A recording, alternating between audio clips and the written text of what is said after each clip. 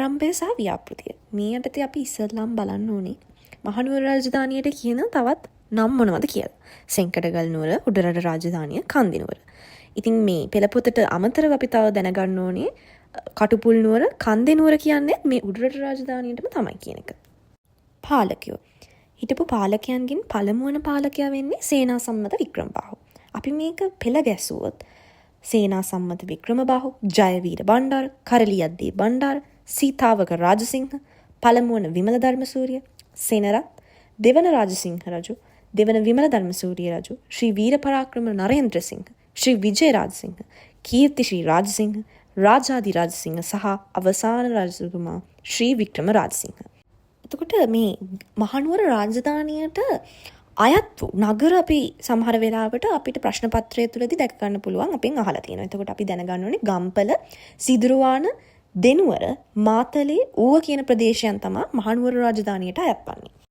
ඊළඟට අපිට මේ ප්‍රශ්න පත්‍රය තුළදී වැඩිපුරම මහනුවර රාජධානිය සම්බන්ධ ප්‍රශ්නයක් අහනවා නම් ගොඩක් වෙලාවට අපෙන් අහනවා මහනුවර රාජධානිය ස්වභාවිකව ආරක්ෂා වූ ආකාරය කෙසේද කියලා. එතකොට අපිට කියන්න පුළුවන් මහවැලි ගඟෙන්, බලන හුන්නස්ගිරිය වැනි දුර්ග මාර්ග වලින්,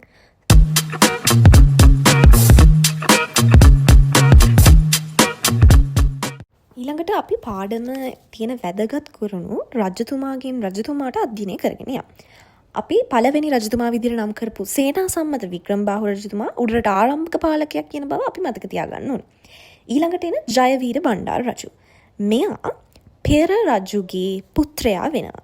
ඒ වගේම මායාදුන්නේ රජතුමාගේ මිතුරෙක්. මායාදුන්නේ රජතුමාට ආධාර සපයන්නේ ජයවීර බණ්ඩාර රජතුමා. මේ ලෙසට අපි මෙහෙම කරුණු විදිහට, ඒ කියන්නේ කතන්දරයක් වගේ පාඩම මතක් කර ගැනීම තුළින් අපිට මේ පාඩම ලේසියෙන්ම අධ්‍යයනයකට ලක් කරගන්න පුළුවන්. ඊළඟට එන කරලියද්දී බණ්ඩාර රජු. මේ රජතුමා ජයවීර බණ්ඩාර රජතුමාගේ පුත්‍රයා වෙනවා. පෘතුගීසීන් හා හිතවත්ය. මෙකල, ඒ කියන්නේ කරලියද්දී බණ්ඩාර රජතුමාගේ කාලේ වීරසුන්දර බණ්ඩාර වන පළමුවන රජසිංහ රජුට උඩරට රාජධානිය රාජ්‍ය වෙනවා. ඊළඟට අපි මේ කරලියද්දී බණ්ඩාර රජතුමාගේ කාලේ අපිට ඇහෙන නම් ටිකක් තමයි කුසුමාසන දේවි හෙවත් දෝන කතිරින, යමසිංහ බණ්ඩාර හෙවත් දොන් පිලිප්, කොණප්ප බණ්ඩාර විදිහට හැඳින්වුවේ පසු කාලීනව අවුස්ත්‍රියාවේ දොන් ජුආන් කියන කෙනා. ඊළඟට අපි එනවා අධ්‍යයනය කරන්න පළමුවන විමල ධර්මසූරිය රජතුමාගේ කාලය.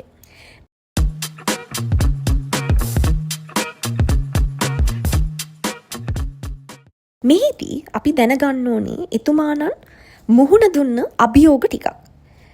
නීත්‍යානුකූල රාජ්‍ය උරුමයක් නොතිබීම, උඩරට රාජධානිය පෘතුගීසි ග්‍රහණයෙන් බේරාගත යුතු වීම, උඩරට රාජ්‍ය සීතාවක බලපෑමෙන් මුදාගත යුතු වීම, පරිහානියටපත් බුදුසසුන නගා සිටුවීමට සිදුවීම, මහනුවර රාජධානී ආර්ථික කටයුතු දියුණු කිරීම.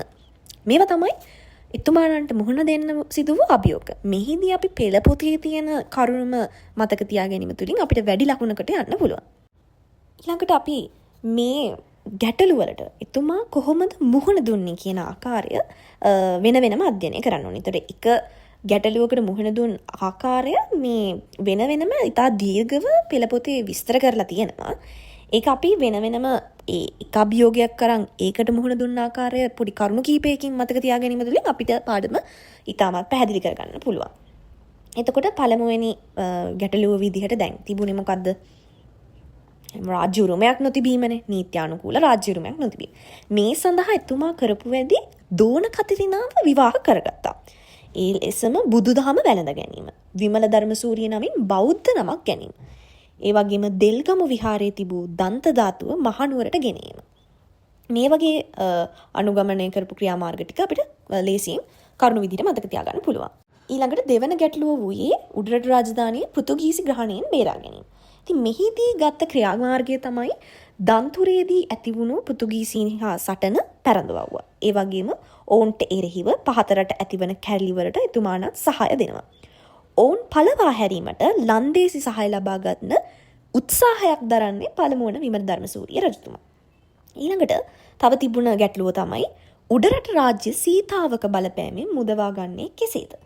ඒකට මිතුමාණන් නම් කරේ උඩරැටියන්ගේ සහාය මත පළමුවන රාජසිංහ රජු පරාජයට පත් කිරීමයි. ඊට පස්සේ බුදු සසුන නගා සිටුවීමට කරා බුරුම දේශයෙන් උපසම්පදාව ගෙනීම, ලංකා තිලකයේ රිදී විහාරය ගඩලා දෙනිය. ආර්ථික දියුණුව උදෙසා මෙතුමා ගත්ත ක්‍රියාමාර්ග තමයි ගොවිතැන දියුණු කිරීම, කපුවගාව දියුණු කිරීම. මේ ප්‍රදේශය මතක තියාගන්න පුළුවන් නම් ගොඩක් වැදගත්. කොත්මලේ වලපනි යකඩ හා වාණී කර්මාන්ත දියුණු කිරීම. ඒ වගේම වෙඩිලුණු කර්මාන්තය දියුණු කිරීම. ඊළඟට අපි එන්නේ සෙනරත් රජතුමා පිළිබඳ වැදගත් කරුණු ටිකක් අධ්‍යයනය කරන්න. මෙහිදී සෙනරත් රජු යනු පෙර රජුගේ ඥාති සහෝදරයෙකි. රාජ්‍ය උරුමය තහවුරු කර ගැනීම, පෘතුගීසීන්ගෙන් උඩරට රාජ්‍යයට එල්ල වූ තර්ජන අවම කිරීම. ඒතර මෙතුමාගේ විශේෂ කරුණු අධ්‍යයනය කරද්දී අපි තවත් දකින විශේෂ කරුණක් තමයි මෙතුමාත් කුසුමාසන දේවිය විවාහ කරගන්නවා. මොකද ඒ තුලින් අර රාජ්‍ය පාලනය කිරීමට නීත්‍යානුකූල උරුමයක් ලැබෙන නිසා. මෙතුමා තමන්ගේ පුත් කුමාරවරු ටික ඌව මාතලේ මහනුවර කොටස් පාලනය කිරීමට වෙන්වෙන්ම යොදනවා. ඒතර අපි මතක තියාගන්න ඕනේ ඌව පාලනය කිරීමට කුමාරසිංහ කුමාරවරයාත්, මාතලේ පාලනය කිරීමට විජේපාල කුමාරයාත්, මහනුවර පාලනය කිරීමට රාජසිංහ කුමාරයාට බාර වෙනවා කියන එක. මහා අස්ථාන කුමරුගේ සහයෝගය ඇතුව මෙතුමාගේ රාජධානි කාලයේදී තමයි ඌව රන්දෙනිවල සටනේදී පෘතුගීසීන් සමූල ඝාතනයකට ලක් වෙන්නේ. ඒකත් මෙතුමාගේ රාජධානි කාලයේදී වූ වැදගත් සිදුවීමක්.